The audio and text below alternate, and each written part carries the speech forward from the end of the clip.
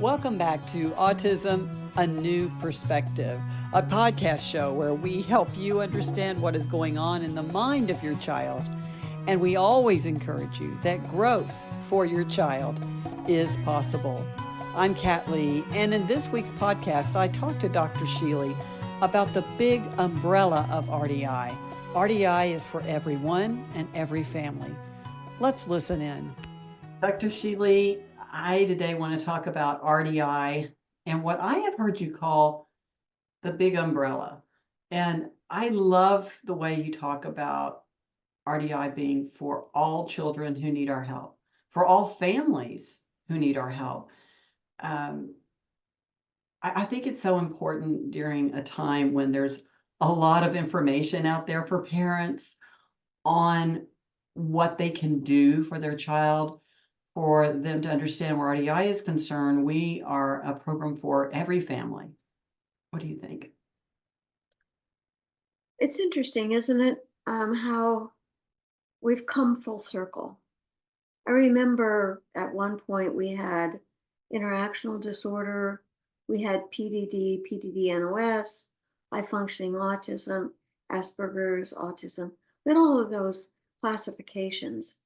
And as we began to wade through those classifications, we realized that there was a commonality in all of them, and those commonalities had to do with autism.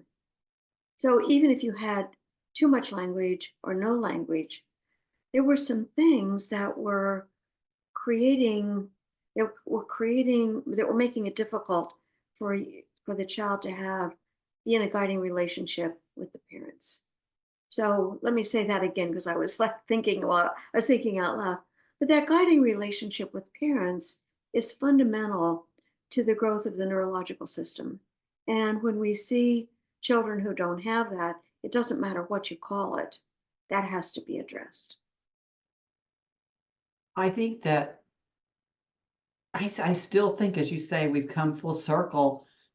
But even in this time, all these years later, the model, we think of the umbrella as for the children, but RDI is for the family.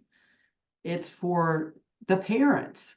And I've had people say, so the parents are the ones you're really working with, and it's a resounding yes. So it's interesting that we're really still needing to emphasize the importance of that. It is interesting, isn't it? I think when you look at a family system, families, each member of the family is unique and each family is unique. So it isn't as if there is a one size that fits all, but there are foundations that are impacted by every family who's dealing with autism. Those foundational things that we're trying to address, like how do you get into a regulatory pattern with your child? What does that regulatory pattern look like? How do you create challenges for your child so your child is continuing to grow and be whoever he's going to be? We feel that the uniqueness of the child can be addressed by RDI because we're having the parents spend the time with him and see that he has talents in this area. This is an area of struggle. And so in that way, it really is a big umbrella. It's not just for children who get categorized under different categories, or now with different subcategories too. There is a lot of categorization and labeling, which you and I visited before in our podcast about how honestly dangerous that is for the children. In either way, they may not get what they need. But I think the other thing is, I have a lot of families coming to me. My child is very severe.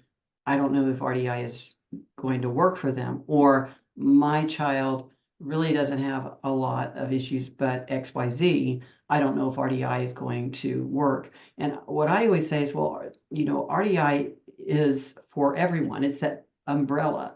There isn't a child or a family that it cannot help. And I think that's so wonderful in the work you do. But I think continuing to help parents understand how important that family system is for their children, wherever their children are right now, is so key. I think it's telling that most of our consultants who are younger and have children say, just RDI, because it makes sense. It's a developmental model, and it it kind of shows you how to stay one step ahead of where your child is, where to get started, stay one step ahead, and how to introduce something and understand if you've gone too far. And so, as we begin to think about that, we know that our children are all have potential. And if a child has is severely impacted, we know that we just have to understand that child, have to take more time and understand it. It doesn't mean that the system in the family has to revolve around him. It just means we have to help him become a better apprentice to his parents. And help the parents know how to guide. I think one of the things I see from families is wherever their child may be, or whatever label they may have been given, what have you, they the issue is the guiding. How do I guide my child with the obstacles that they may have? I think the whole obstacle assessment that you've designed, which is a system without judgment, is just helping the parents solve obstacles their children may have or that they may have through no one's fault, and then helping them overcome that. That is so much the key of what we do. And to understand the difference um, between a challenge and an obstacle.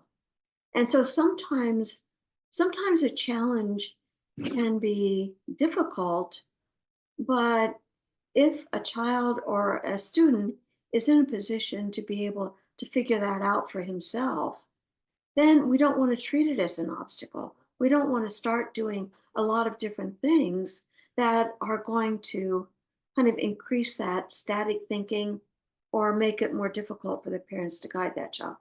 I really think that if you take the time you need to take to understand what's going on with the child, what's going on with the parents, you're going to see both moving forward together, and with you as the consultant or the consultant in training becoming less important.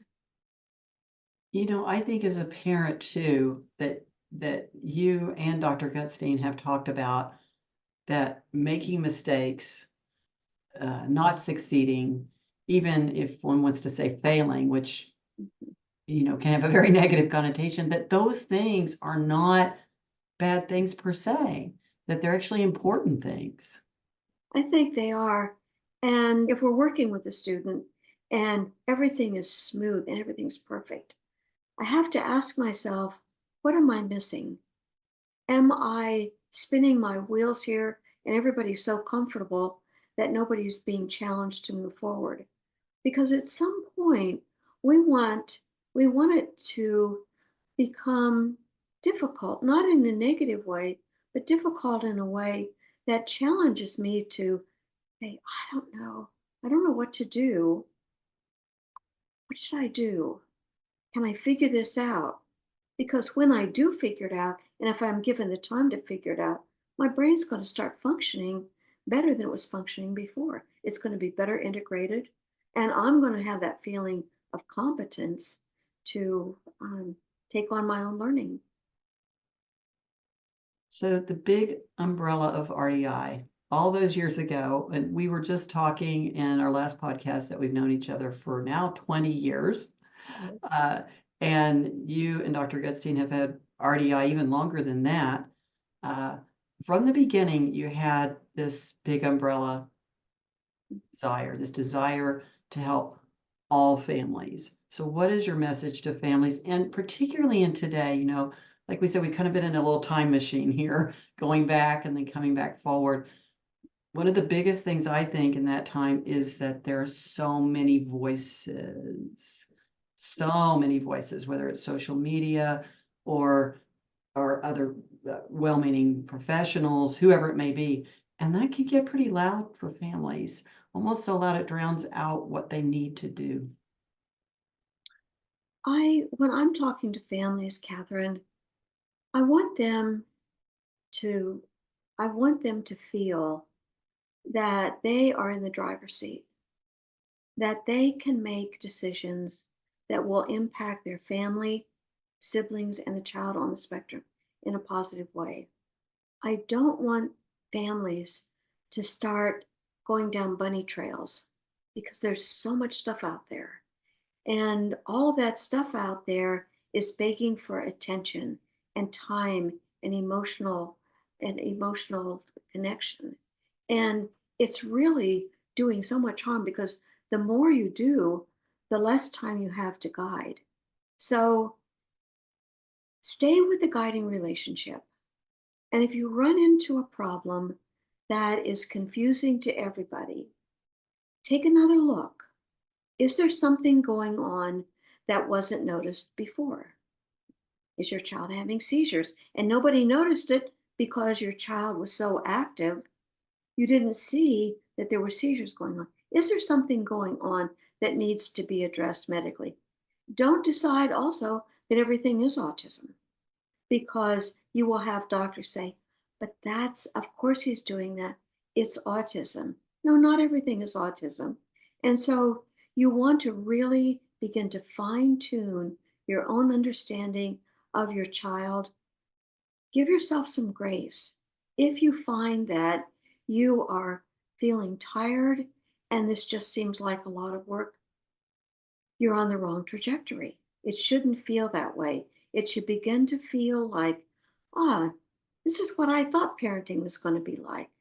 And it doesn't have anything to do with the developmental stages your child's in. It just means that you figured out what that dance looks like. And you're both dancing together and you're both moving forward together. And thanks for joining us for Autism, A New Perspective, the podcast show where we help you understand what is going on in the mind of your child. And we encourage you that growth for your child is possible. I'm Kat Lee. See you next time.